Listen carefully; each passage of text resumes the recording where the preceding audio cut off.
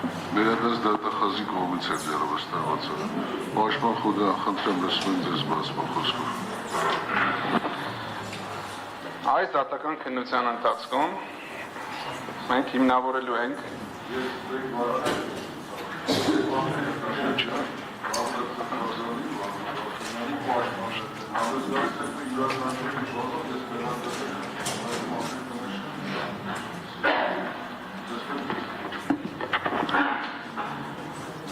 այս գործով դատական քննության ընթացքում պաշտպանության կողմը հիմնավորելու է, որ գործով 18 արդարների նկատմամբ ի սկզբանե, ինչպես այս գործով, այնպես էլ հարակից տարբեր իրավական վարույթներով իրականացվել է քաղաքական հետապնդում։ Շեշտելով քաղաքական հետապնդման առկայությունը, մենք այս պնդումը կատարում ենք դրա լրիվ իրավական նշանակությամբ։ Այսինքն, գործով ապացույց կոչված նյութերի ուսումնասիրությունից, այլ վերաբերելի նյութերի ուսումնասիրությունից, տարբեր դիրքորոշումների փոխանակումից եւ մեր կողմից ներկայացվելիք լրացուցիչ նյութերի ուսումնասիրությունից բխեցնելու ենք եւ հիմնավորելու ենք, որ այս գործով 18 անձանց նկատմամբ իրականացվում է քաղաքական հետապնդում։ Քաղաքական հետապնդման իրականացումը արգելված է Մարդու իրավունքների եվրոպական կոնվենցիայի 18 եւ 14 հոդվածների համակցությամբ, արգելվում է քրեական դատավարության գործիքները օգտագործել անձանց դեմ որևէ այլ եղանակով եւ նպատակով, քան թե հենց քրեական դատավարության բուն խնդիրն է պայքարել հանցավորության դեմ։ Հիմնավորելու ենք քաղաքական հետապնդումը նաեւ այն առումով, որ մեղադրյալների զգալի մասը, ընդ որում մարդիկ որ կան նաեւ, որ որևէ առնչություն իրականում չեն ունեցել եւ զուտ պատահականության սկզբունքով կամ անձնական այլ հանգամանքներից ելնելով, գուցե վրեժխնդրությունից ելնելով, գուցե էլի քաղաքական նկատառումներով, սակայն այլ իմաստով ենթարկվել են քրեական հետապնդման եւ մենք հիմնավորելու ենք, որ այս անձինք քաղաքական հետապնդման են ենթարկվում կոնկրետ իրենց դրսևորած քաղաքական վարքի, հասարակական վարքի,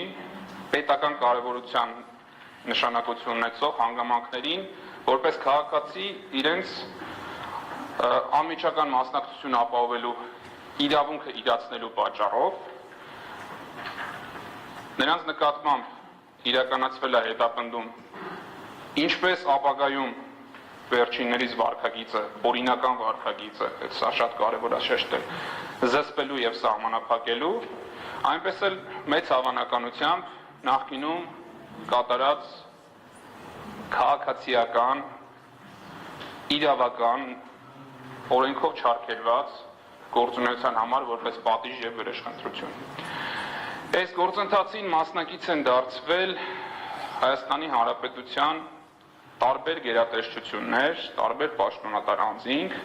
եւ մենք դա դատական քննության ընթացքում հիմնավորել ենք։ Այս գործընթացին նախ եւ առաջ մասնակից է եղել Հայաստանի Հանրապետության ազգային անվտանգության ծառայությունը, որը թողած մի կողմ ազգային անվտանգության խնդիրները լծված է եղել կոնկրետ քաղաքական ուժի պաշտպանությամբ եւ լծված է եղել կոնկրետ քաղաքական ուժի դեմ ընդդիմախոսող անձանց նկատմամբ պատժիչ գործողություններով։ Այս քաղաքական հետապնդման գործընթացին մասնակից է եղել Հայաստանի Հանրապետության քննչական կոմիտեն, որի եւ քննիչները եւ հավանաբար նաեւ ինքնավար պաշտոն չզբաղեցնող այլ աշխատակիցներ, ովքեր պատասխանատու են քննչական կոմիտեի մեդիա կոմունիկացիաների համար, նաեւ քննչական կոմիտեի բարձր ղեկավարությունը հանձին քննչական կոմիտեի նախագահի կրկին մասնակից են եղել ապօրինի քաղաքական հետապնդումներին, մասնակից են եղել այս գործով 18 արդարների նկատմամբ հանրային ատելության խոսք գեներացնելու, զրպարտելու, վիրավորելու գործընթացին։ Այս հետապնդման մասնակից է եղել Հայաստանի Հանրապետության դատախազությունը, որը կեղծ ապացույցների հիման վրա, կեղծ մեղադրական եզրակացության ներկայացրել Հայաստանի Հանրապետության դատարան եւ այդ նույն հանրային կոմունիկացիայի շրջանակներում նաև գլխավոր դատախազի անմիջական մասնակցությամբ լծված է եղել անձանց պախարակելու, վարկաբեկելու, զրպարտելու, վիրավորելու գործին։ Ընդ որում,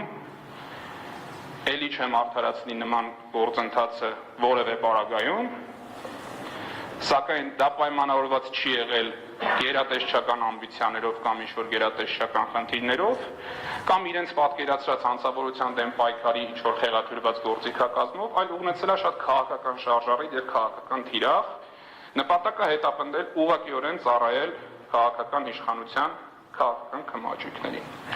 Այս գործընթացին մասնակից են դարձել եւ մենք ապացուցելու ենք դա Հայաստանի Հանրապետության դատարանները, որոնք աչք են փակել կեղծ ապացույցների վրա։ Ընդ որում, սույն գործով նախագահող դատավորին բազմիցս նաև ներկայացվել է նման ապացույցների առկայությունը, դուք նախագահող դատավոր պատվարժան դատարան նույնպես աչք եք փակել բոլոր այն բարձրացրած հարցերի շուրջ, որոնք վերաբերում են գործով կեղծ ապացույցներ ներկայացված լինելով։ Ես գուցե ավագ գործընկերներս կարող են համեմատական բաներ վերել, բայց ես իմ պրակտիկայի ընթացքում չեմ հանդիպել որևէ գործի, որ այսքան շատ խնդրեմ ունենա քրեադատավարական իմաստով եւ այս կարգի ճճացող կեղծիքներով եւ զերպարտություններով ուղեկցված լինի մինչեւ դատարան հասնել եւ դատական քննության ընթացքում։ Երեք որոշակի առումով լրացուցիչ մեղադրանք է հնչեցվել պաշտպանության կողմի հասցեին, որ պաշտպանության կողմը հավանաբար չի ցանկանում գործով ապացույցների հետաձգման փուլ հասնել կամ ինչ-որ ձև հետաձգումը գործի քննությունը։ Առաջին դատական նիստից սկսած պաշտպանության կողմը, նաև իմ վստահորդը, բազմիցս նշել են անհրաժեշտությունը առաջին հերթին ուսումնասիրել բոլոր այն ապացույցները, որոնք այդպես տենց զարգացրած, կեղծված, խեղաթյուրված եւ ուռճացված ձևով ներկայացվել են մեր հանրությանը տարբեր տեսակի քաղաքական գործիչների, քաղաքական իշխանության դրա սատելիտների, իրավապահ մարմինների ներկայացուցիչների կողմից։ Եվ պաշտպանության կողմը առ այսօր արել է իրենից կախված բոլոր հնարավոր գործողությունները, որպեսզի գործի քննության ընթացքը ապահովված լինի եւ իրականացվի արագ։ Պատահական չի, որ այս գործով ես անձամբ 6 անձի եմ ներկայացնում, որտեղ դատական նիստերի ընթացքում անհրաժեշտություն է առաջացել, որ պաշտպանիչը ներկայացված լինելու հիմքով դատական նիստը չհետաձգվի։ Ես պատրաստակամություն եմ հայտնել նաև ներգրավել գործով այլ մասնակիցների պաշտպանությանը եւ նաեւ իմ շատ գործընկերներ պաշտպանում են ոչ թե մեկ անձի, այլ մի քանի անձի եւ պաշտպանության կողմից որևէ պաշտպանի բացակայության պատճառով դատական որևէ նիստ չի հետաձգվել։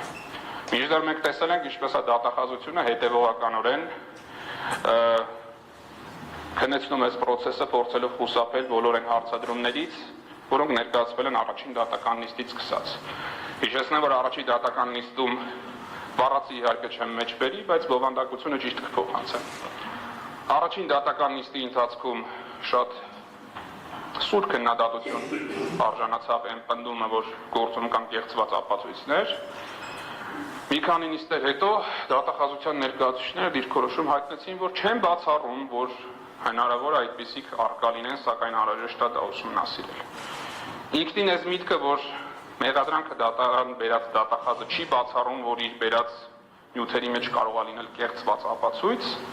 արդեն իսկ շատ պարզ վկայությունն է այս process-ի լրիվ ապօրինությունը իր սկսման օրվանից սկսած եւ դատական process-ը իր ամբողջության մեջ։ Հանրային մեղադրողներն են, որ հայտարարել են, որ դատական նիստի ընթացքում պատրաստ չեն ներկայացնել այս կամ այն հանգամանքը, պատրաստ չեն օրինակ ապացույցները շարադրել, պատրաստ չեն ապացույցները շարադրել այն ֆորմատով, ինչը որ պահանջում է օրենսդրությունը եւ նաեւ հետագայում պահանջել է օրենքից ելնելով դատարանը, իհարկե հետեւողական չի եղել դատարանի պահանջի մեջ, որտեղ այդպես էլ չի ներկայացվել, բայց առնվազն դատական նիստ են կորցրել, որտեղ հանրային մեղադրողները պատրաստ չեն եղել։ Հանրային մեղադրողներն են, որ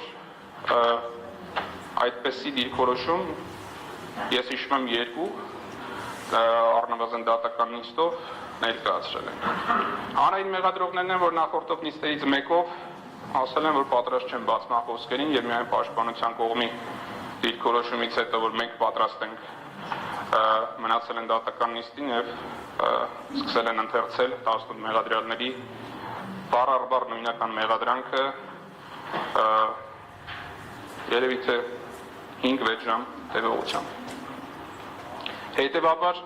բոլոր այն կարծիքները, որը հնչում են խուսափելու համար շատ պարզ դրված հարցերից, ինչու է Հայաստանի Հանրապետության դատախազությունը կեղծ ապացույցներով գործվելում դատարան, ընդհանրապես խուսափողական դիրքորոշումներ են մեր հասարակությանը մանիպուլացնելու եւ այդ պատասխաններից խուսափելու համար, փորձելով գոյություն չունեցող մեղքեր վերագրել պաշտպանության կողմին։ Յուրաքանչյուր մաս կարող է բացի այս գործով առաջին դատական նիստից հետևի եւ կազմի սեփական կարծիքը, թե ովքեր են այս գործի ձգձգման պատճառները առաջացնում եւ ովքեր են շահագրգիռ, որ այս գործը իր ամբողջության մեջ եւ իր կեղծ բովանդակության մեջ օր առաջ բացահայտվի մեր հասարակությանը։ Այս գործի շրջանակներում մենք ապացուցելու ենք, ինչպես ասացի, որ անձանց նկատմամբ իրականացվում է քաղաքական հետապնդում։ Ինչի, որովհետև մեղադրյալներից շատերը մաս են կազմել Սրբազան պայքար շարժմանը, որին էլ նախորդել է Տավուշ անուն հայրենիքի շարժումը։ Ես ուզում հիշեցնել, թե ինչ հանգամանքներով էր պայմանավորված, որպեսզի առավել առարկայական լինի, թե որն էր քաղաքական հետապնդման շարժառիթը եւ ինչ հետաքրքրություն ունեին քաղաքական իշխանությունները գից իրավապահ մարմինները այս անձանց քրեական հետապնդման ենթարկելու համար։ Դեռևս 2024 թվականի մարտ ամսին Հայաստանի Հանրապետության վարչապետը մեկնել էր Տավուշի մարզի գյուղեր եւ բնակչությանը հարևան երկրի ագրեսիայի սպառնալիքով համոզում էր, որ անհրաժեշտ է Հայաստանի Հանրապետության ինքնիշխան տարածքներից հողեր փոխանցել։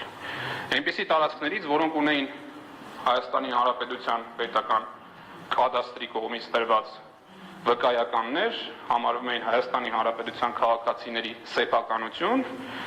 այդպիսի տարածքներ պետք է հանձնվեին Ադրբեջանի Հանրապետությանը։ Եվ առաջին մարդկանցից Բագրատ Սրբազանն էր, ով դուրս եկավ այդ անարդարության դեմ։ Ընդ որում, երբ որ այս գործով անձանց դեմ մեղադրանքա բերված ահաբեկչության հանցակազմով, այդ հանցակազմը իրենից ինչա ներկայացնում է հասարակության տարբեր խմբերին, առողջության կյանքի սպառնալիքով որևիցե տեսակի վախ ներշնչելը, ահաբեկելը, որպեսզի կատարվի այս կամ այն պետական նշանակության գործողությունը։ Սա հանցակազմի դրսևորումներից մեկն է, ամբողջական չեմ սպառում։ Բայց եթե համեմատական անցկացնենք, ինչ Հայաստանի Հանրապետության կառավարություն եւ իշխող ուժներ 2024 թվականի մարտին ահաբեկում Տավուշի բնակչությանը, ասելով, որ եթե համաձայն չեք լինելու ձեր սեփականությունը փոխանցել թշնամական պետությանը, ապա ձեր նկատմամբ տեղի ունենալու բռնություն, պատերազմ, ագրեսիվ պատերազմ հարևան Ադրբեջանի կողմից։ Սա ոչ այլ ինչ է, քան հենց ահաբեկչություն սեփական ժողովրդի հանդեպ։ Եվ այս գործով մեղադրյալներից ինչքան էլ էս բառը մենք շատ սրտացավ ենք ընդունում, բայց այդ բառը օգտագործելը միշտ ցույց է տալիս այսօրվա իշխանության իրավապահ մարմինների դեմքը։ Այս գործով մեղադրյալներից Բագրատ Սրբազանը դուրս է եկել այդ անարդարության դեմ 2024 թվականի մարտին եւ փորձել է օրենքով չարգելված բոլոր հնարավոր եղանակներով կասեցնել պետության սահմանադրական կարգի դեմ ուղղված այդ ոտնձգությունները։ Հիշեցնեմ, որ այս գործով մեղադրանքը դատարան բերել է հենց դատախազության այն վարչության դատախազը, ում անմիջական պատասխանատվության ներքո է պետության անվտանգությունը եւ սահմանադրական կարգը։ Այսինքն այն գործը, որը պետք է անեին այս գործը դատարան բերած դատախազները, փորձել է ստանձնել Բագրատ Սրբազանը։ Թույլ չտալ, որպեսզի Հայաստանի Հանրապետության տարածքային ամբողջականությունը խախտվի։ Թույլ չտալ, որպեսզի ինքնիշխանության նկատմամբ ոտնձգություններ տեղի ունենան։ Դա արել է բացառապես իր ուժերով եւ իր հեղինակության շնորհիվ։ Եվ կրկնում եմ, կատարել է օրենքով չարգելված խաղաղ անհնազանդության, բոլոր գործիքակազմերը օգտագործելով։ 2024 թվականի մարտին Տավուշի մարզում սկսվել է Տավուշը հանուն հայրենիքի շարժումը, որի առաջնորդն է եղել Բագրատ Սրբազանը։ Բնականաբար այդ շարժումը չէր կարող լոկալ նշանակություն ունենալ, որովհետև այդ տարածքների հանձնումը միայն տարածքի բնակիչների խնդիրը չէր եւ իրենց որոշելիքն էլ չէր, դա Հայաստանի Հանրապետության յուրաքանչյուր քաղաքացու, ինչպես նաեւ աշխարհասփյուր մեր Թուրքի ցանկացած հայրենակցի մտահոգություններ եւ սրտի ցավը։ Եվ շատ մարդիկ տեսնելով շարժման անկեղծությունը, դրա ճիշտ բովանդակությունը եւ նպատակները միացել են շարժմանը։ Պատահական չի, որ 2024 թվականի մարտից մինչև ապրիլ ժամանակահատվածում շարժումը թափ հավաքեց, սկզբից էական դժվարություններ ստեղծելով հայրենահանձման այդ գործընթացին, այնուհետև դուրս եկավ մարզային տրամաբանությունից եւ շարժվեց դեպի Երևան։ Բավականին հետաքրքիր եւ նաեւ զարմանալի անսպասելի արդյունք ապահովեց այդ շարժումը։ Միտեղ հավաքելով իր հետ երբևէ կապ չունեցող եւ դժվար պատկերացնելի, որ այդ մարդիկ կարող էին իրար կողք կանգնել Հայաստանի Հանրապետության գրեթե բոլոր քաղաքական ուժերին եւ հասարակական քաղաքական խմբերին։ 2024 թվականի մայիսի 9-ին տեղի ունեցավ 20 թվականի պատերազմից հետո ամենամարդաշատ հավաքը, որը իր բնույթով էլի կրկին իր գործիքակազմով միանշանակ խաղաղ էր, իսկ իր բոլոր դժգոհությունների ակցիաները նախորդող փուլում ճանապարհին եւ Երևան քաղաքում դուրս չեն եկել խաղաղ անհնազանդության ակցիաների տրամաբանությունից եւ որևէ անձ չի տուժել ոչ հոգեպես, ոչ բարոյապես, ոչ ֆիզիկապես այդ գործողություններից։ 2024 թվականի մայիս ամսին վերջին տարիների եռուն քաղաքական գործընթացներն էին, որի կիզակետում էր Բագրատ Սրբազանը։ Հենց այս հանգամանքն է բնորոշում, որ վերջինս ակտիվ քաղաքական դերակատարը եղել Հայաստանի Հանրապետության կյանքում։ Բնականաբար Բագրատ Սրբազանը դասական իմաստով քաղաքական գործիչ չի, բայց ինչպես Հայաստանի Հանրապետության ցանկացած քաղաքացի, պատվախնդիր քաղաքացի եւ պատասխանատու քաղաքացի, ցանկացել է մասնակցել քաղաքականությանը եւ իր գաղափարները տարածել, փորձելով կասեցնել բոլոր այն արհավիրքները, որոնք այն ժամանակ սպառնացել են, հետագայում անդրադարձել են եւ հիմա էլ սպառնում են Հայաստանի Հանրապետությանը։ 2024 թվականի մայիսից հետո շարժումը որոշակի ձևափոխումներից հետո նոր գործողություններ էր կատարում։ Սա գալիս ենք երկրորդ կուլմինացիոն կետին, որը ցույց է տալիս կոռելացիան քաղաքական ակտիվության եւ քաղաքական հաշվեհարդարների։ 2024 թվականի հունիսի 12 Բագրատ Սրբազանը խաղաղ հավաք է իրականացնում Հայաստանի Հանրապետության ազգային ժողովի մոտ, որին դիմակայելու համար չեմ չափազանցնի իմ պատկերացման ոստիկանության ամբողջ ռեսուրսը ներգրաված եղել է։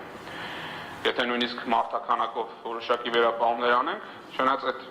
ասեմ մարդաքանակով էլ են պատկերացնում ամբողջ ռեսուրսը, որովհետև ընդհուպ ներկայացված էին ոստիկանական ակադեմիայի ուսանողները առանց պատժաճ համազգեստի ազգային ժողովի տարբեր հատվածներում գտնվում էին։ Կենտրոնացված է եղել ոստիկանության զորքերի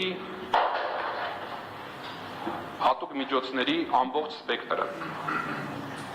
սկսած փշալարերից, արդյունքաբեր գազերից, մինչև լուսաձայնային նռնակներ։ 2024 թվականի հունիսի 12-ի խաղաղ հավաքը Հայաստանի Հանրապետության ոստիկանությունը, մասնակցության ոստիկանության պետ Արամ Հովհաննիսյանի եւ ոստիկանության զորքերի հրամանատար ներկայում ոստիկանական գվարդիայի հրամանատար Հայկ Բաբայանի օգտագործելով ոստիկանության հատուկ միջոց օրենքով չհամարվող, այստեղ ցիտում եմ մեր մեղադրանքից, մարդու կյանքին, առողջությանը վտանգ սպառնացող հրավտանգ միջոց, լուսաձայնային նռնակ, որը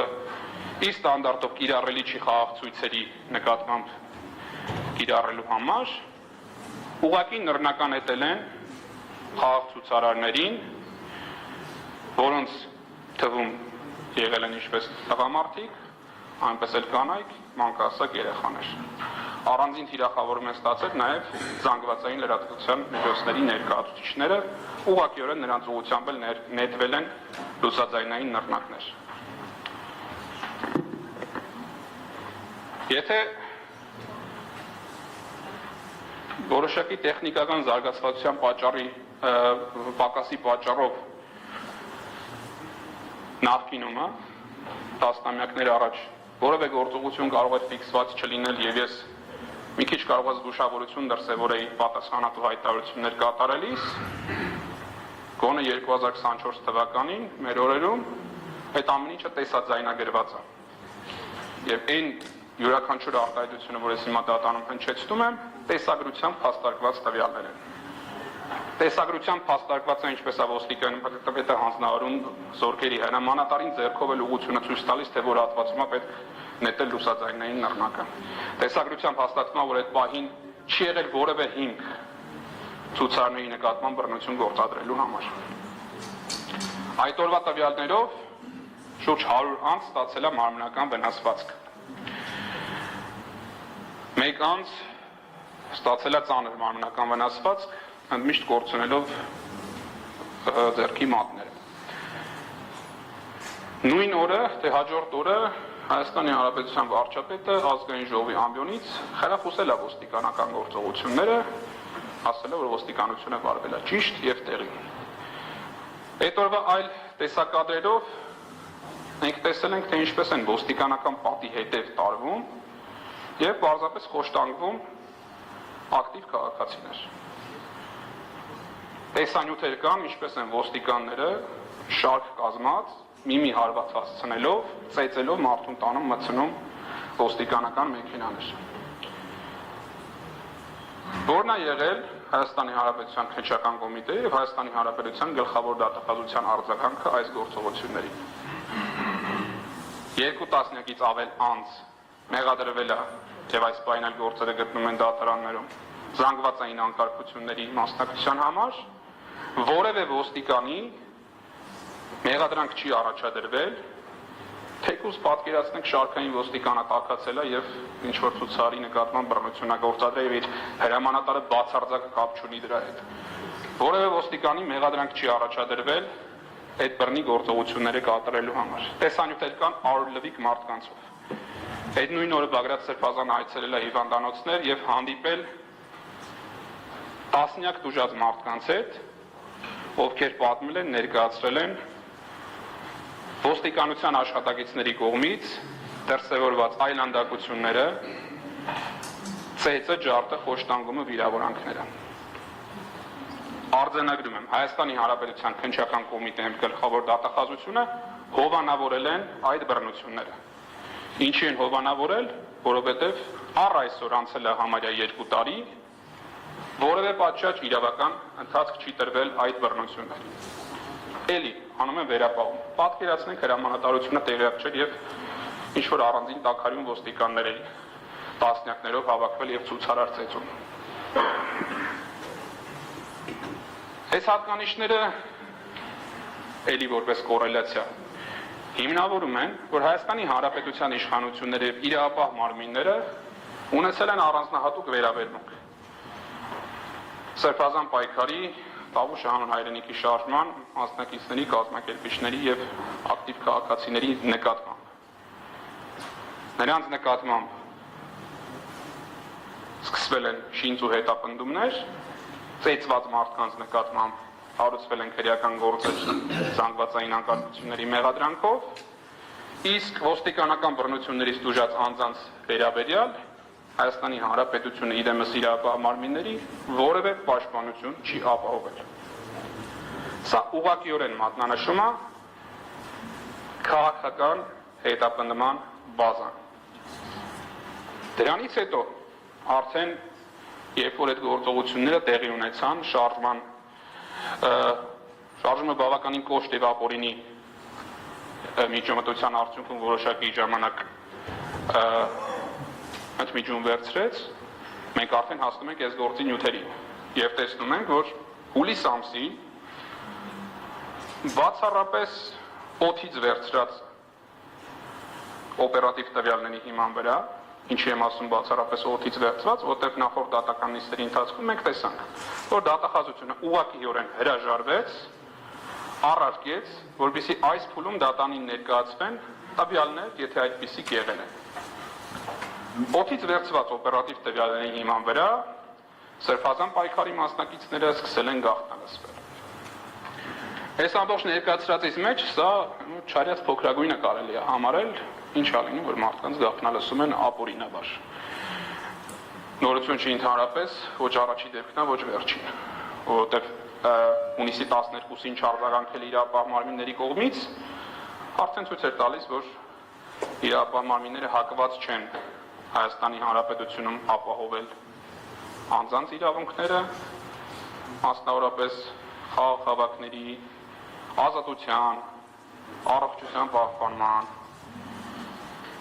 իրենց պետության կառավարմանը օրենքով չարգելված եղանակով մասնակցելու իրավունքներից։ Եվ բնականաբար շատ կանխատեսելի եւ շատ սպասելի է, որ կարող են նաեւ ապօրինի միջամտություններ տեղի ունենալ այլ իրավունքների։ Եվ մենք տեսնում ենք, որ հանկարծ մի օր հայտնվել է տեղեկանք գործում, որ ստացվել է օպերատիվ տվյալ այն մասին, որ Բագրատ Սրբազան եւ նրա համակիլները պլանավորում են կատարել հանցագործություն։ Հարկադրել Հայաստանի Հանրապետության ազգային ժողովին, նախագահին, սահմանադրական դատարանին եւ այլն եւ այլն։ Սկսել են գաղտնալսումներ։ Թեև մենք դեռևս չենք հետազոտել եւ հաջորդ կամ մյուս նիստից արդեն կսկսենք այդ գաղտնալսումների բովանդակությունն էլ հասկանալ, բայց նույն քննչական կոմիտեի ջանքերով եւ նաեւ գլխավոր դատախազի որոշակի ինտերպրետացիայով այդ տվյալները հասանելի դարձել են մեր հանրությանը, իրենց բովանդակության մեջ խեղաթյուրված, կոնտեքստից կտրված, վիրավորական եւ զրպարտող։ Մասնավորապես, ինչպես քննչական կոմիտեի պաշտոնական YouTube-յան էջով, այնպես էլ Հայաստանի Հանրապետության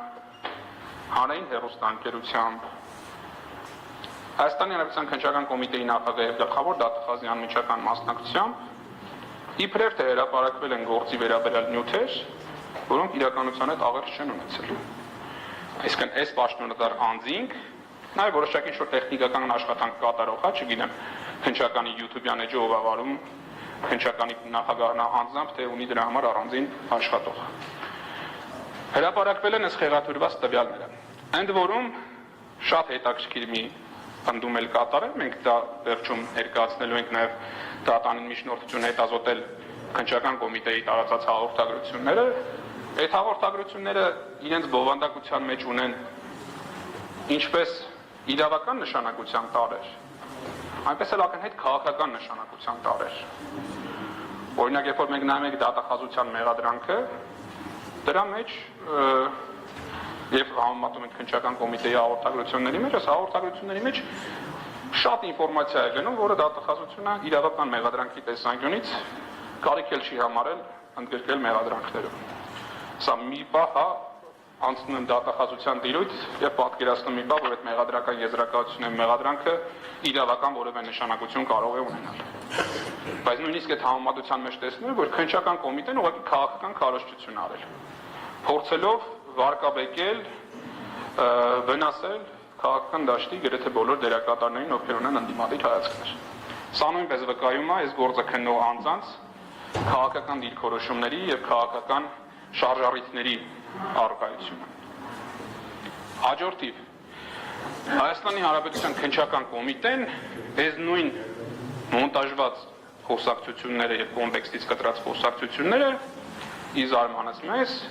մի օր որոշում է, որ պետք է հրապարակվի նաեւ անգլերեն լեզվով։ թե ինչ կարևորություն է տալիս Հայաստանի Հանրապետության պետական մարմինը եւ պաշտոնատար անձը, որ իսկ բարույթ ու մարգաքերեական գործի նյութերը պետք է նաեւ համաշխարհային հասանելիություն ստանան, կրկին գալիս է վկայելու, որ այստեղ կա քաղաքական շարժառիթ։ Կա միտք անձանց ապօրինաբար մեղադրել ահաբեկչության մեջ եւ կա խնդիր դրված փորձել այդ ապօրինությունը ինչ որ ձև լեգիտիմացնել, ինչ որ կերպ փորձել հաշվետվողական լինել միջազգային գործընկերների առաջ։ Բայց հետագայում հնչած բոլոր այդ արարությունները, մեր կողմից հնչած բոլոր հարցադրումները նույն հաջողությամբ մեր իրավապահ մարմինները չեն կոմունիկացրել իրենց գործընկերներին։ Չեն ասել օրինակ, որ վերցրել են ձայնագրություն, լսել են, կիսատ բռատ արձանագրել են եւ այդ արձանագրումը ազգային ժողովի ամբիոնից գլխավոր դատախազի շուրթերով հնչեցրել Հայաստանի Հանրապետության պատգամավոր Արթուր Սարգսյանի անձեռնարկելիությունը հաղթահարելու գործընթացում։ Դրա մասին նախընտրել են լռել մեր իրավապահ մարմինները, ինչի որովհետև հակված չեն իրավական գործընթաց ապահովելու,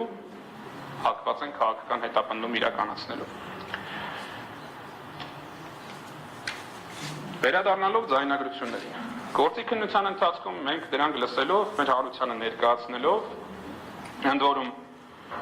նշեմ, որ հետազոտման հետ միաժամանակ մենք այդ բոլոր նյութերը դարձնելու ենք հանրային սեփականություն, որպեսզի շատ հաճախ դատական այս գործընթացի ձանձրալիությունը անձինք կարողանան հաղթահարել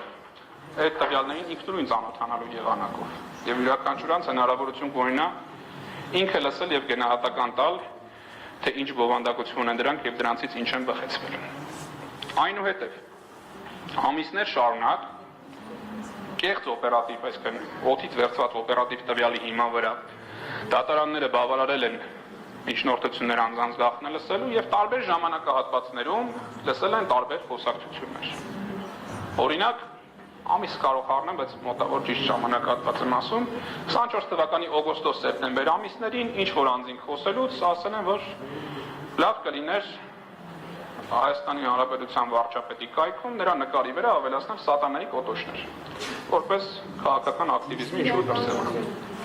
Քննարկել են, անցել են առաջ։ Հետագա գործի ընթացքում որևէ երկրորդ տվյալը, որ այս գործողությունը կատարվում էր կամ պլանավորվում էր կամ արդեն իրականություն էր դարձել, գոյություն չունի։ Մի քանի ամիս անց քննարկում են եւս ինչ-որ գործողություն, որ դատախազությունը խնդիր է օրինակ դրա մեջ տեսնում։ Էլի տեսնում ենք հաջորդիվ այս գործողությունը որևէ շարունակություն չի տեսել։ Օրինակ, մի քանի ամիս անց էլ քննարկում են, որ որպես փողոցային ակցիայի մասնակիցներ կարելի է օրինակ Երևանի փողոցներում վառել խոտի տուկեր։ Բնականաբար, եթե որևէ մարդու հատուկ չտանես գցես այդ վառված տուկի մեջ, այդ վառված տուկը ինքն իրենով որևէ անձի առողջության կյանքի դեմ որևէ սպառնալիք չի կարող ներկայացվել։ Փողոցային պայքարի ատրիբուտ է եւ մենք կարող ենք տեսնել նույն եվրոպական զարգացած տարբեր երկրներում փողոցային պայքարի մասնակիցների կողմից այդպիսի ակցիաներ։ Մի քանի օր անց նույն խոսակցությունների ընթացքում, որը եւ քննչական կոմիտեն եւ դատախազությունը արդեն հաջորդիվ չեն ներկայացրել մեր հասարակությանը, օրինակ խոսակցություն կա, որ չէ, որոշել ենք, որ տուկեր չենք վառել։ Լավ, այս կտորը կարար չէ մեղադրական եզրակացության մեջ տեղ չգտներ, որտեղ իրենց իսկ ձեռք վերած նյութերով, որը կոչվում է ապացույց, օբյեկտիվ, մի դեպքում ասում է, որ եկեք այսպիսի բան անենք, մի քանի օր հետո ասում է, չէ, որոշել ենք այսպիսի բան չենք անելու։ Ոնց է սա հայտնվել մեղադրական եզրակացության մեջ, որպես պնդում, որ այսպիսի բան պլանավորված եղել է։ Անցում ենք կատարում հաջորդ օրերին։ Մենք տեսնում ենք, որ գործի նյութերում այս արձանագրությունները, որ կան, էականորեն շեղումներ ունեն։ Օրինակ, ԱԾ երկու աշխատակից նույն խոսակցությունը արձանագրում են 1 ամսի 4-ին, 1 ամսի 10-ին։ Հիմա ոնց է դատախազությունը դատարանում ապացույցների հետազոտման ընթացքում հիմնավորելու որն է եղել այդ խոսակցությունը։ Որը նշանակություն ունի մեր համար, որովհետև եթե հստակ չի արձանագրված, որ այս խոսակցությունը տեղի ունեցել ամսի 10-ին, ապա այդ խոսակցությունը կարող է տեղի ունենալ ամսի 4-ին, ամսի 24-ին կամ 1 տարի առաջ։ որովհետև այն ինչ որ վերադատախազությունը դատարան, դա որոշակի ժամանակագրական հաջորդականությամբ տարբեր իրադարձությունների համախումբ է։ Եվ այդ համախումբը պետք է որոշակի տրամաբանություն ունենա դեպի զարգացում։ Մենք տեսնում ենք, որ գործում առկա տվյալ, որ զեկուցվում է օպերատիվ տվյալների մասին, որոնք պետք է ձեռք բերվեին 1 ամիս հետո։ Կա արձանագրություն, որ լսել ենք այսպիսի բան են խոսում, մենք էլ տեսնում ենք մի ամիս հետո այդ խոսակցության արձանագրությունը։ Հիմա սա ոնց է տեղի ունեցել։ Մի անգամ էլ եմ այս հարցադրումը կատարել։ Դատախազներից մեկը ինձ նախորդ նիստերից մեկում մեղադրեց գուշակություններ անելու մեջ։ Հիմա մեր իրավապահ մարմինները գուշակություն էին անում, որ արձանագրություն էին կազմում խոսելով մի ամիս հետո ստացվելիք տվյալների մասին։ Թե օրինակ այդ տվյալները ստացվել էին մի քանի ամիս առաջ, բայց դրանց ժամանակագրությունը կեղծված է։ Թե օրինակ կարա տարբերակ լինի, որ շատ ավելի վատն է, որ Հայաստանի Հանրապետության դատարանները հետին թվով որոշումներ են դնում ՕՀՄ-ների տակ։ Այս տարբերակներից որն էլ քննարկենք, իրավապահ մարմինները լուրջ պրոբլեմ ունեն։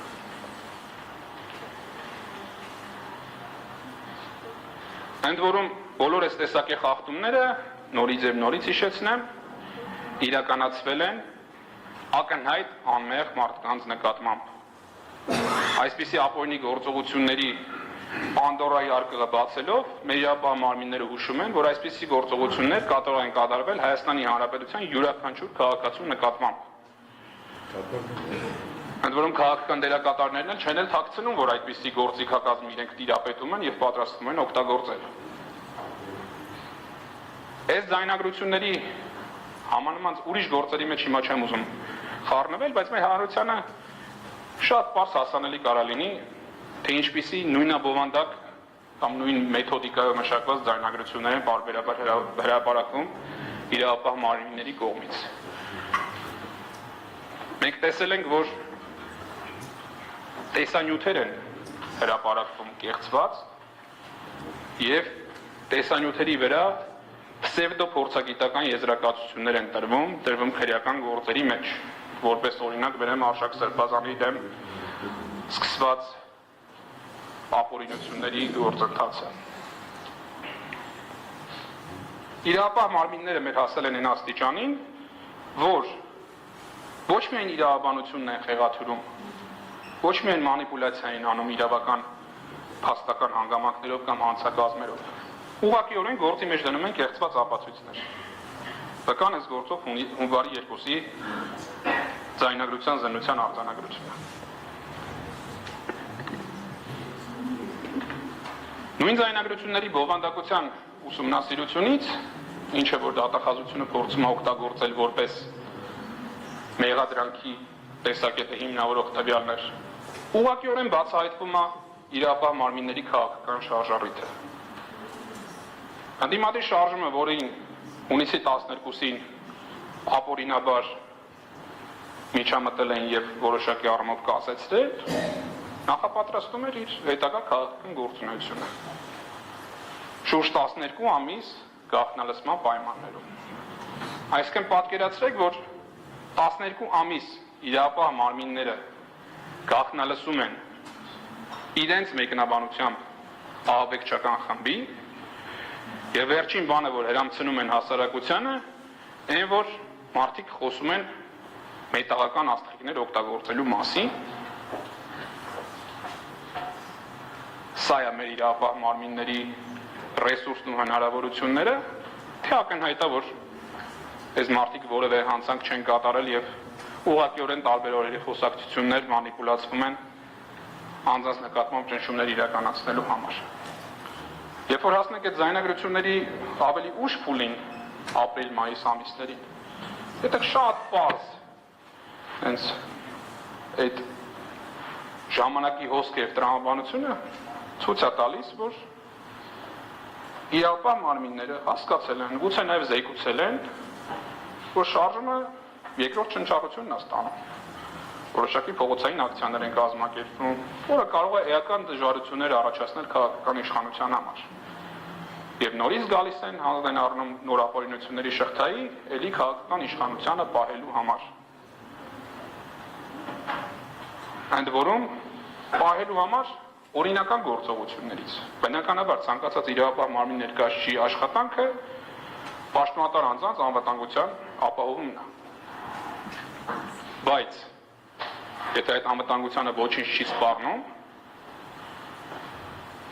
Քննչական կոմիտեից բան ունենք տարածած, չէ՞։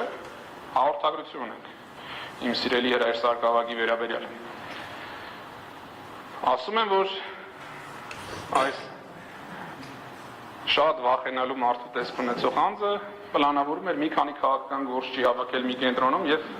ֆիզիկական հաշվեհարդար տեսնել։ Դրա վերաբերյալ տարածվեցին տենց տարբեր նյութեր, տարբեր հարցադրումներ կատարվեցին ազգային ժողովում, տարբեր տեսանյութեր պատվիրվեցին, տարբեր ստատուսներ գրվեցին եւ այլն։ Մեղադրական եզրակացության մեջ նման մեղադրանք այս մարդուն առաջադրված չի, դա ինչի։ Իսկ իրավապահ մարմինները տեսնելով, որ նման խոսակցություններ օրինակ իրենցից անկախ տարածվում են, երբևէ ջանք գործադրել են նույն ինտենսիվությամբ կատարել հրապարակային հայտարարություն, որ հարգելի քաղաքացիներ, այս գործի վերաբերյալ այսպիսի տվյալները շրջանառվում իրականում Հրայր Սարգսակը ոչ մեկին չէր պլանավորում սպանել։ Ինչ արտահայտություններ են տեղ գտել այս մեղադրական եզրակացության մեջ, որոնք մարդկանց կարող են շփոթության մեջ գցել։ Էլի շատ 100% բառացի չեմ ասի, բայց իմաստը կփոխանցեմ։ Անձինք փորձել են օգտագործել քաղաքացիների կյանքին, առողջությանը, գույքին վնասելու պոտենցիալ ունեցող հազարավոր հրավտանգ եւ պայթուցիկ միջոցներ։ Չկա է մեղադրական եզրակացություն, որ պլանավորում էին անձանց կյանքին վնաս պատճառել, անձանց առողջությանը վնաս պատճառել։ Կա արտահայտություն, օգտագործելու էին այսպիսի պոտենցիալ ունեցող միջոցներ։ Միջոցներն էլ որն են, գունավոր ծուխը, որ ամեն ակցիային օգտագործում էին 10-20 հատով, եւ ամանորյա 10 դրամանոց այդ բոմբերը։ Հիմա եթե մենք համեմատության անցկացնենք հունիսի 12-ի լուսաձայնային նռնակների միջև, որոնք մարդուն ձեռքից էին զրկում, ու այդ 10 դրամանոց բոմբերը, ճայթրուկ, այո, որևէ մարդ կարող ասի, որ սրանով հնարավոր է մարդու կյանքին առողջությանը վնաս պատճառել, միայն մի եղանակով եմ պատկերացնում, ոնց կարելի է դրանով մարդուն վնաս պատճառել, բայց եթերային չեմ հնչեցնի։ Եվ ազատ վաճառումը ընդհանուր իրականում պրոբլեմ է, որտեղ կարող է մարդկանց նյարդերին ազդի, այդ իմաստով այլ կարող է առողջությանը վնաս պարունակի։ Բայց համեմատության մեջ օրենքով թույլ չտրված հատուկ միջոց լուսաձայնային նռնակ, որը 100 մարդու ուղարկում է հիվանդանոց եւ ամանորյա ճայթրուկ։ Քննչական կոմիտեն էլ իր կայքեջում հրապարակում էր այդ ծխերի նկարները տակներ գրելով հրավտանգ միջոցներ, որտեղ մարդկա կարող է անգլերեն չգիտի, չի կարող վրեն կարդա colored smoke, գունավոր ծուխ։ Ու այս մեդիա մանիպուլյացիաների միջոցով այսքան ժամանակ փորձում են հիմնավորել որոշ գործող մեղադրյալները ահաբեկիչներ են։ Այո, քաղաքական դերակատարները պատճառներ կարող են ունենալ ահաբեկվելու քաղաքական գործընթացներից։ Այո, պատճառներ կարող են ունենալ ահաբեկվելու փողոցային խաղաղ հնազանդության ակցիաներից, բայց դա որևէ պայմաններում իրավական նշանակության ահաբեկվածությունը չի։ Դա որևէ պարագայում քրեական օրենսգրքի հոդվածը չի, որը կոչվում է ահաբեկչություն, եւ որևէ պարագայում այդպիսի վախերը սփոփելու պարտականություն չունեն Հայաստանի Հանրապետության քննչական կոմիտեն եւ գլխավոր դատախազությունը։ Մենք ձայնագրությունների մեջ հաջորդիվ տեսնում ենք, որ այն ժամանակահատվածում, երբ որ արդեն իսկ փողոցային կազմակերպված ակցիաները, այսինքն back office-ում, հա, կազմակերպված ակցիաները արդեն պետք է դուրս գային փողոց եւ ստեղծեին այդ դժվարությունները քաղաքական իշխանությունների համար, իրավապահները էլ դադարեցին օպերատիվ գործընթացները, օրինակ է, կարող է ինչ-որ միտեղ, եթե իրոք տենց մտահոգված էին, որ անձինք պայթյունավտանգ առարկաներ ունեն, աստղիկներ ունեն ինչ-որ միտեղ պահած, հետևեին, ի վերջո մի տարի հետևել են, ընդ որում ոչ միայն գաղտնալսումներով։ Ամեն օր հարգելի Իգոր Սարգսյանը կպնդի, թե քանի հատուկ կարգավիճակով անձի է բացահայտել իր հետևից գնացող։ Ամեն օր յուրաքանչյուրին հետևել են։ Հաստատ ինչ-որ բան լինելու պարագայում, փաղուց արդեն հայտնաբերվել եւ հրապարակվել էր։ Երբ որ տեսան, որ արդեն որևէ բան չի կարող հայտնաբերվել այն պարզ պատճառով, որ որևէ ապօրինի բան չի էլ պլանավորվում, եւ երբ որ տեսան, որ արդեն շարժումը դուրս է գալու փողոցային պայքարի, եղավ հանձնարարությունը ավարտել գործընթացը, անձանց մեղադրանքները առաջադրել, մեկ ուսացնել։ Անձինք ձերբակալվել են հունիսի 25-ին, բայց մեծաինֆորմացիայի մեջ քչերը կարող են հիշել, որ անձինք մի անգամ էլ ձերբակալվել են հունիսի 20-ին, որովհետև այդ օրը ակցիա էր պլանավորված, վատ չէր պլանավորված դատելով ձայնագրություններից, բայց այդ իրավապահները պետք է այդ ակցիան կանխարգել էին։ Բնականաբար, եթե այդ ակցիայի անցկացումը քրեական տարպարունակ էր, պետք է այդ օրը 20-ին բռնեին, ձերբակալեին, մեղադրանք առաջադրեին, բռնեցին, բաց թողեցին։ Հետո հասկացան, որ այդպիսի հուշումները, հա, ինչ բարի հայերենը ոնց է, չեն աշխատում ես մարդկանց մոտ, ակնարկները, հա, չեն աշխատում, ասեցին դե լավ, 5 օր էլ անցավ, քաղաքական քարոզչա մեքենան նախապատրաստվեց իր հեղաշրջման պլաններով եւ տարբեր մեծահարթակներով եւ իրապահ մարմինների հետ համատեղ օպերացիա իրականացնելով եփեցին ահաբեկչության մասին ճաշը։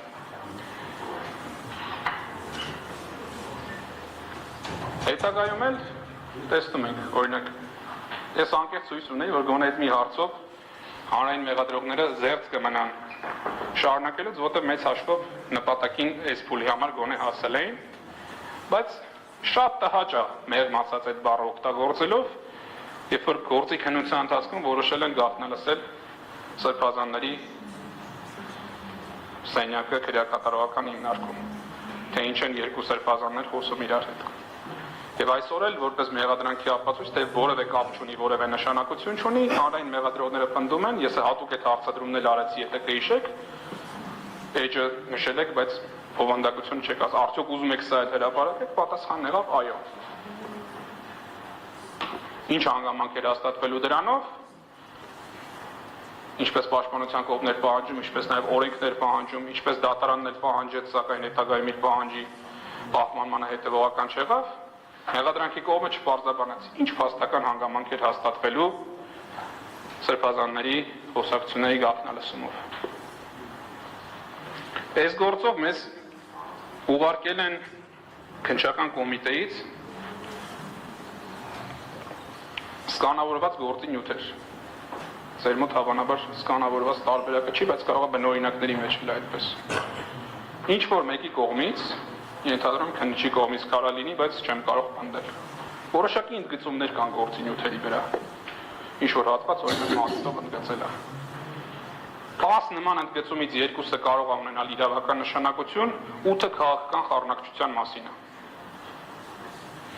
Երբ որ մարդիկ ընդհանրապես իրավական նշանակություն չունեցող ինչ-որ քաղաքական դերակատարի մասին կարող է ինչ-որ բան խոսան։ Այդ ընդգծված է։ Դրա նպատակը որն է։ Դրա նպատակը մենք տեսել ենք քննչական կոմիտեի հաղորդագրությունների մեջ հնարավորինս քաղաքականացնել իրենց հրապարակային խոսքը։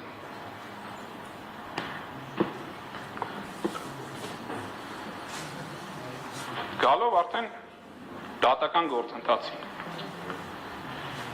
Մենք տեսանք, որ եւ քննչական կոմիտեն եւ դատախազությունը շատ արագ է մի ամսում այս շատ մեծ գործը քննության ենթարկեցին, ամեն ինչ բացահայտեցին իրենց համար եւ ուղարկեցին դատարան։ Ընդհուպ էլ ինձներից մեկով հիշատակել ենք, Նույնիսկ հարցաքննության չկանչելու այն անձին, ում հետ ըստ իրենց մեղադրանքի Բագրատ Սերբազանը խոսում էր հունվարի 2-ին։ Իսկ այդ բանը, հա, ամենասարսափազդու կտոր էս գործի, որ 2 հոգու պետքա գյուլել 15 հոգու նետել բանտը, այդ խոսակցությունը, որի արձանագրության մեջ իրենք վերագրում են Բագրատ Սերբազանի եւ Հովհաննես Ավետիսյանին, քննչական կոմիտեն չի կանչել հարցաքննությանը։ Այսպիսի արդյունավետ լրիվ եւ ամբողջական քննություն է իրականացվել 1 ամսվա ընթացքում։ Բայց իհարկե ես դրա մոտիվն եմ հասկանում։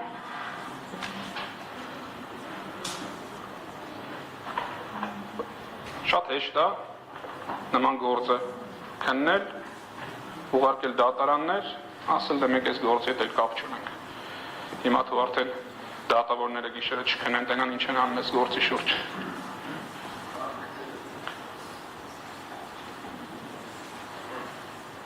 Գործը մտել է դատական քննության։ Քաղաքական հետապնդման կտորը շարունակում են պատվարժան դատարան եւ դժբախտաբար ձեզ էլ պետք է անդրադառնամ։ Ունենք 18 անց, ունենք նած բան շարիկ ունեն, որ պատահական պատասխաններ է տալիս, շարժում ես, այո կամ ոչ կամ ինչ-որ ֆորմատով։ Յուրաքանչյուր այս մեղադրյալներից մեկի խափանման միջոցը ոնց որ այդպիսի մի գործիքով կայացրած լինենք։ Ի սկզբանե եկել է, լավ, ըստ ունենք Բագրատ Սերբազանը ունի առանձնահատուկ կարգավիճակ դերակատարություն։ Մնացած մեղադրյալների մասով 17 մեղադրյալի գրած է բացառապես բառացի նույն մեղադրանքը։ Մեկին մինչև գործը ձեր մոտ գալը դատանը որոշել է կիրառել խափանման միջոց ստորագրություն չհեռանալու մասին, հրաժ սարկավագին։ Մնացած բոլորը եկել են դատարան պլանավորված։ Հիմա այս պահին վիճակը որ նայենք, մեկին բացակայելու արգելք կա, մյուսին վարչական հսկողությունը գիշերային ժամերի սահմանափակում, երրորդին վարչական հսկողությունը առանց ժամային սահմանափակումների, չորրորդին վարչական հսկողությունը որոշակի տեղեր այցելելու սահմանափակումը, մարդաշատ վայրեր, մինչև այսօր չգիտենք այդ մարդաշատ վայրը ոնց հասկանանք։ Երրորդին այս ամեն ինչը մյուսին զուգորդված ինչ-որ չափի գրավով են, մյուսի գրավը մի քիչ ավել, ընդհանրապես դատական ակտերում չունենք տվել անձանց գույքային դրության մասին եւ այլն։ Մի խումբ անձանց գալիս է արդեն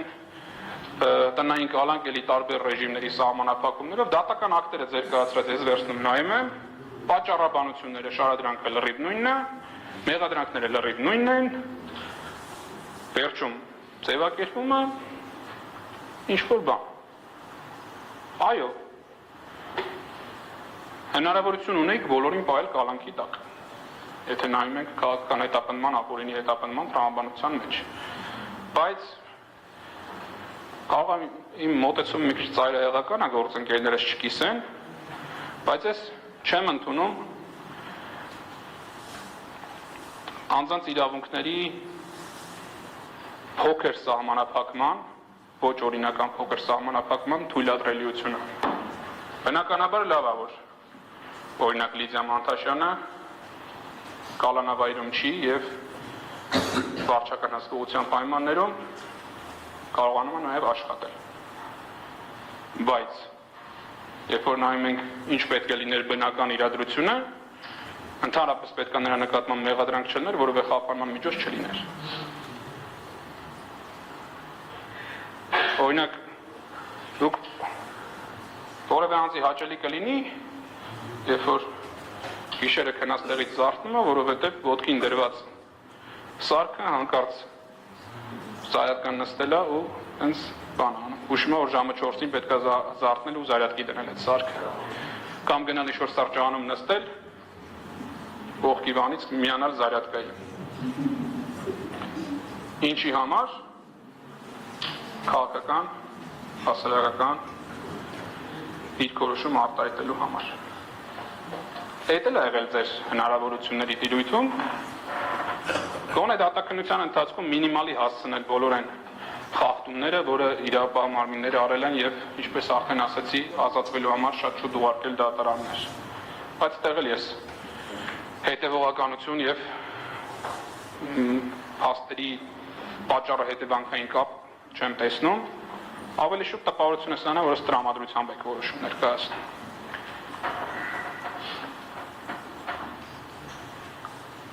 Ինչի ես ամեն ինչը պատմեցի, որտեղ քաղաքական հետապնդում է, որ սկսվել էր իրավապահ մարմինների կողմից, ցավոք սրտի դուք եք շարունակում։ Այո, հայտարարություն կատարել եք, որ դատարանը անկախ է, ինքնուրույն է որոշումներ կայացնում, որևէ անձի հանդեպ տրամադրվածություն չունի։ Ես էլ հայտարարել եմ դրա հակառակը, բայց հաղթում են փաստերը։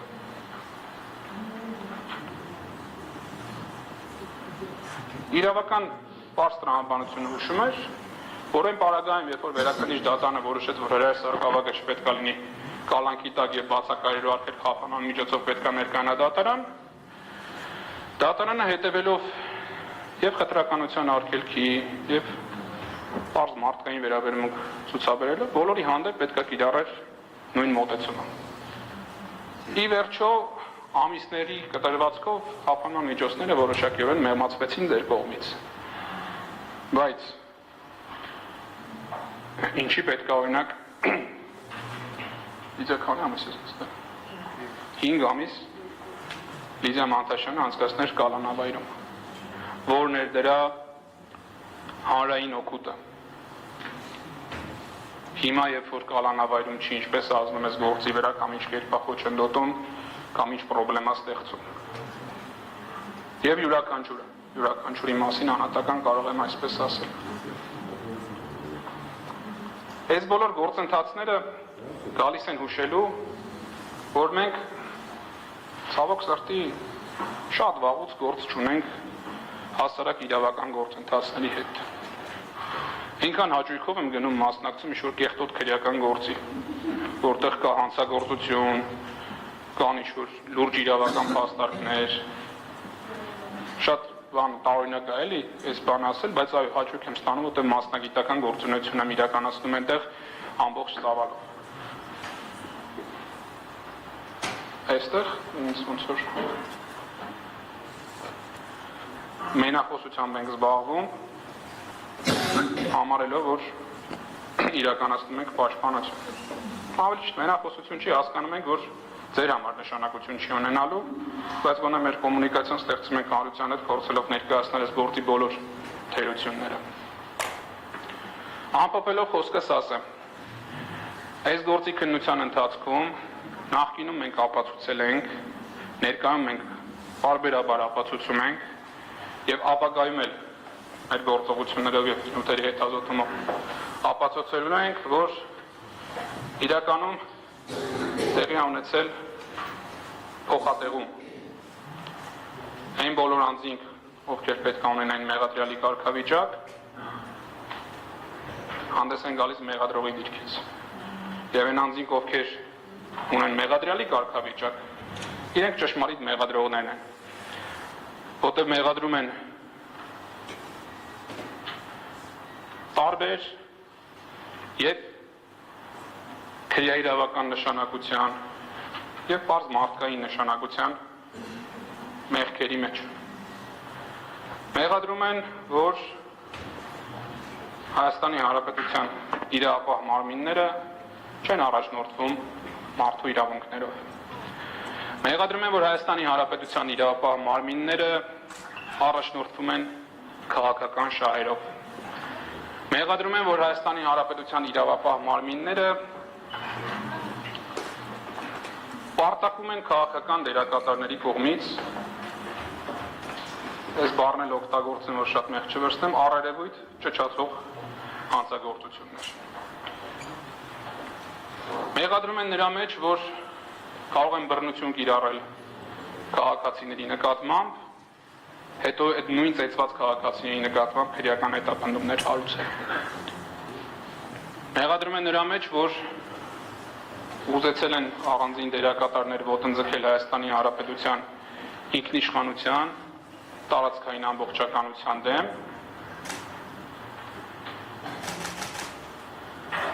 հանցակցել են Արցախի Հանրապետության հայաթափմանը եւ մեղադրվում են իրավապահներին, որ աչք են փակում բոլոր այդ հանցագործությունների առաջ, փոխարենը հետապնդում են արդարներին։ Այս գործի քննության վերջին արդյունքում մենք հիմնավորելու ենք, որ ինչ-որ մի բան ինչ-որ մի կետից թարս է գնացել եւ մեղադրողներն ու մեղադրյալները տեղերով փոխվել են։